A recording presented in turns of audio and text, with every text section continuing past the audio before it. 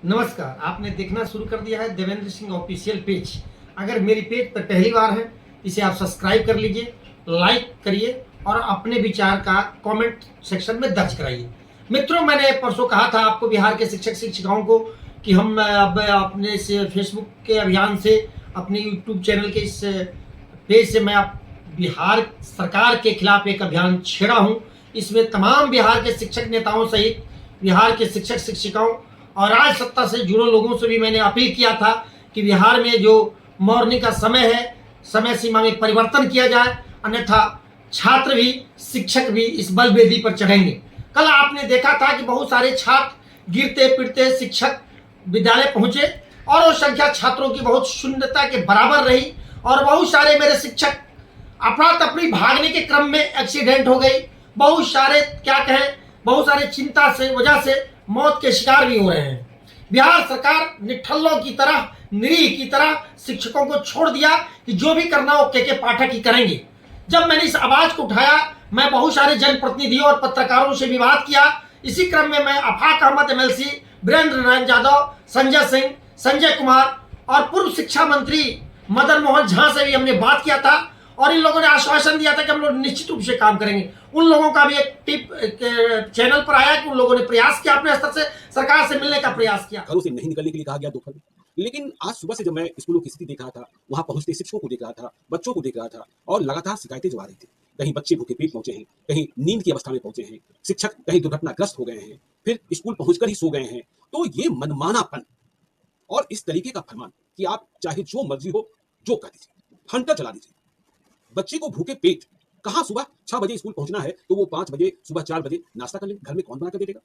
Teacher कैसे पहुंच जाएंगे? और आज कैसे पहुंचे हैं? 6:10 में फोटोग्राफी होगी।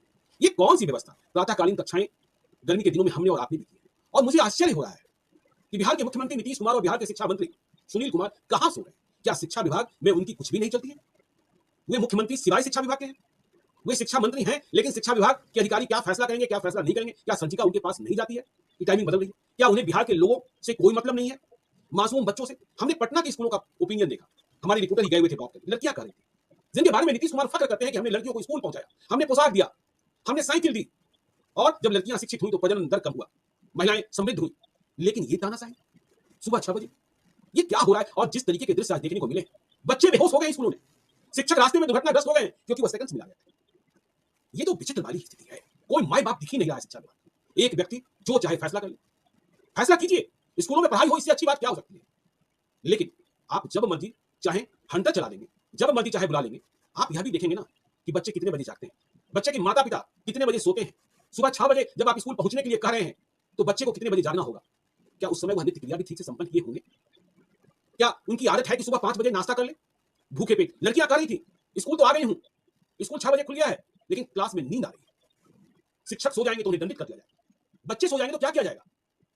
यह तो गजब हाल बना रखा है बिहार के शिक्षा विभाग ने। संजय जी, आप शिक्षक भी हैं, पॉलिटिकल एनालिस्ट भी हैं, आपने भी आज सुबह से सब कुछ समझा है, पहला दिन था, क्या आपकी प्रतिक्रिया है? मुझे तो बहुत गुस्सा आता है। देखिए, सरकार के इस व्यवहारिक फैसला न होने का जो ग्राउंड रिपोर्टिंग सारे लोगों ने देखा और कैमरे की नजरों में कैद, तो तस्वीरें तो झूठ नहीं न बोलती हैं। वो बच्चे कह रहे थे कि जब हमने 4 बजे जगा अपने घरों में, मेरे माँ बाप ने हमें जगाया, 5 बजे तैयार होकर जबरदस्ती जगाया और जगने के बाद जब बच्चों से पूछा गया कि क्या आपने कोई ब्रेकफास्ट लिया है, कोई जलपान आपने किया है, उन्होंने कहा कि इतना सवेरे कैसे संभव है कि घर में मुझे ब्रेकफास्ट मिल जाएगा, जलपान मिल जाएगा, और मैं भूखे पेट स्कूल आ गया। ये लड़कियों की जो ग्राउंड रिपोर्टिंग थी, लड़कों की जो ग्राउंड रिपोर्टिंग थी।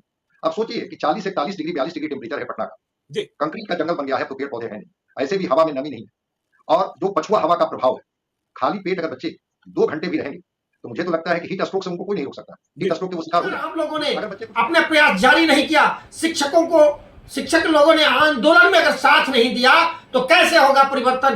आप अपने आप पर छोड़ चुके हैं। बार बार शिक्षक, बिहार के शिक्षक नेताओं को दोष दे रहे थे, लेकिन मैंने आज देखा आनंद कौशल से लेके और तमाम शिक्षक नेता, पप्पू से लेके बंशीधर से लेके सारे लोगों ने आवाज उठाई है। अब आपकी बारी है, आप सोचिए कि आपको क्या करना है। अगर डंका बजता है, आप बार बार अंदर कह रहे थे कि आंदोलन होना चाहिए, आंदोलन आप लोग नहीं कर रहे हैं, आप लोग सही रूट नहीं जा रहे हैं। लेकिन बिहार के शिक्षक नेताओं ने एकजुट होकर एक साथ कहा है कि जन आंदोलन की जरूरत है। बार बार आप लोगों ने जिस तरह से साथ देते आया, अब की बार भी हम लोग अपील करते हैं बिहार के शिक्षक शिक्षिकाओं से कि जब भी आंदोलन हो आप डरिए नहीं, के पाठक के अंदर वो हिम्मत नहीं है किसी को बर्खास्त कर दे।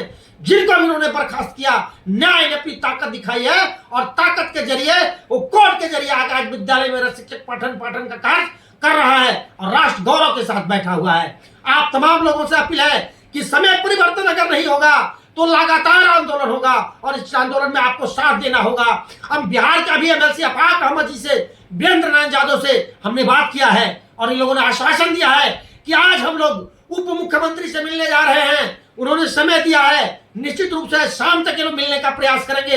पल पल के खबरों के लिए आप मेरे साथ अप टू डेट रहिए। देवेंद्र सिंह यूट्यूब चैनल पर आप इसे सब्सक्राइब करिए और इसे लाइक और कमेंट करिए। अगर इसको आप सब्सक्राइब किए रहिएगा तो पल पल की खबरें आपके पास तुरंत पहुंचेगी।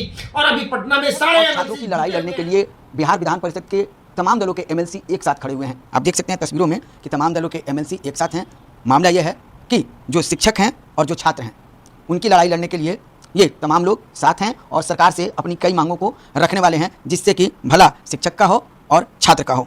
सर, ये लड़ाई है, किस तरह की लड़ाई है और जिस तरह से बहुत दिनों से आप लोग इस लड़ाई को लड़ते आ रहे हैं, अब क्या अंजाम आगे करना है? सबसे बड़ी बात है, आप अभी देख रहे होंगे, ये विभाग की तरफ से एक बड़ी खबर चलाई जा रही है जो कि शिक्षा हित में विद्यालय में विशेष कक्षाएं चलाई जाएगी। विशेष कक्षा के नाम पर गर्मी छुट्टी को खा लिया गया विभाग के द्वारा।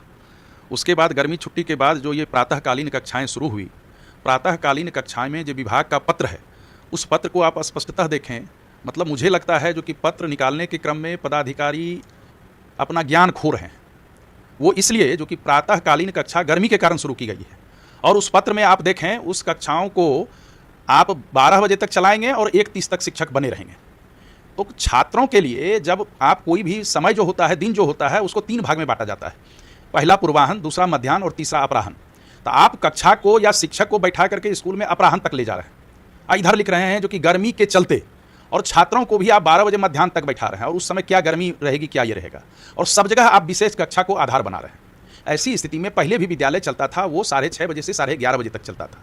तीसरी बात आप देखें, अगर 6 बजे से कक्षाएं होंगी तो जो सुदूर से आते हैं उस समय आवागमन की क्या सुविधा होगी, कैसे जाएंगे, कहाँ खाएंगे, और विद्यालय में 6 बजे पहुंचना है। और साथ ही जिला शिक्षा पदाधिकारी अनुश्रवण के नाम पर कहते हैं सेल्फी लीजिए, ये कीजिए, वो कीजिए। तो शिक्षकों को तो जैसे मशीन समझ लिया हों, चाहे बुद्धिजीवी हों, चाहे शिक्षा के क्षेत्र में हों, अभी शिक्षा विभाग जिस तरह लोकतांत्रिक मूल्यों की अवमानना कर रहा है और कहीं भी नहीं दिखाई पड़ रहा है कि लोकतांत्रिक सरकार चल रही है, और जितने भी अपर मुख्य सचिव के निर्णय हैं वो गैर लोकतांत्रिक, गैर संवैधानिक, अमानवीय और शिक्षा विरोधी हैं। और हम तमाम विधान पार्षद इसी पर विचार करने के लिए आज यहाँ बैठे थे। यह तानाशाही वाला रवैया है, तानाशाही वाला यह व्यवस्था है।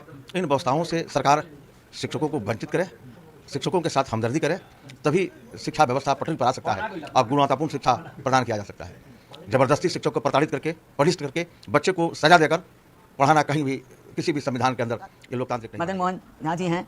मदन मोहन झा जी, शिक्षा का काफ़ी अनुभव आपको रहा है, आप बताएं क्या कहेंगे, और जिस तरह की बैठक हो रही है आगे की तैयारी क्या है? देखिए, तैयारी का जहाँ तक सवाल है, आप देख रहे हैं यहाँ सभी दल के लोग जो शिक्षक प्रतिनिधि हैं सभी यहाँ एकत्रित हुए हैं। और यहाँ ही नहीं, विधान परिषद के अंदर भी जब भी कोई बात हुई है तो हम सबों ने मिलकर शिक्षकों की बात और छात्रों की बात, जिससे छात्रों को सुविधा, वो बात उठाया है। उसमें कोई बैनर नहीं है। और हम, जहाँ तक दुर्गति का सवाल है, हम भी बहुत दिन से शिक्षा विभाग से संबंध रखते हैं। दुर्गति तो निश्चित रूप से है। अब शिक्षक जब तनाव मुक्त नहीं रहेंगे तो वो पढ़ाएंगे क्या? जब पढ़ाएंगे ही नहीं तो शिक्षक का, छात्र का, स्कूल का क्या काम होगा, बताइए। इसीलिए देंगे जो ज्ञान दें छात्रों को, अपने तनाव से युक्त हैं।